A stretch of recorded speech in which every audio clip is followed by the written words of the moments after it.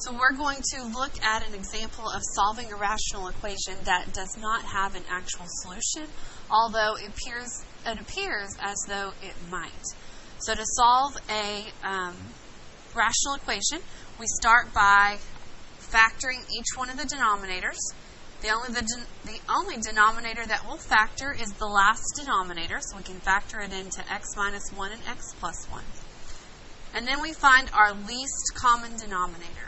So our least common denominator is made up of the factors from the denominators.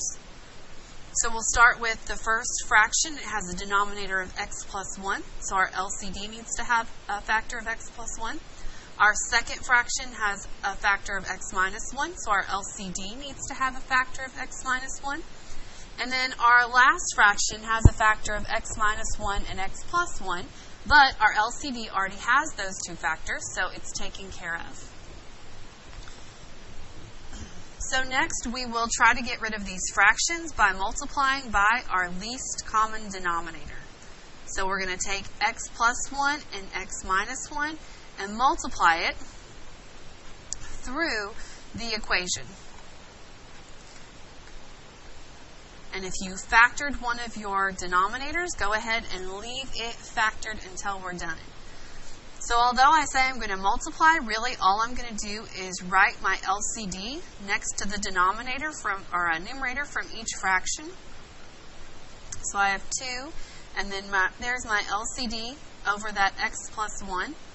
I have 4, and then there's my LCD over x minus 1. And finally I have 8, and my LCD over x plus 1, x minus 1. And we do this because it makes it easy to simplify our fractions. So any factors that our fractions have in common, we get rid of. So our first fraction, we had x plus 1 in the numerator and denominator. We're just left with 2 times x minus 1. In our second fraction, we have x minus 1 in the numerator and denominator. So we're left with 4 times x plus 1. And in our third fraction, we have x plus 1 and x minus 1 in the numerator and denominator, so we're just left with 8. Now distribute. So this is 2x minus 2 plus 4x plus 4. And this is all equal to 8. Combine like terms. So I have 6x plus 2 is equal to 8.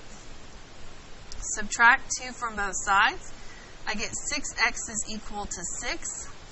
And divide both sides by 6. I get x is equal to 1.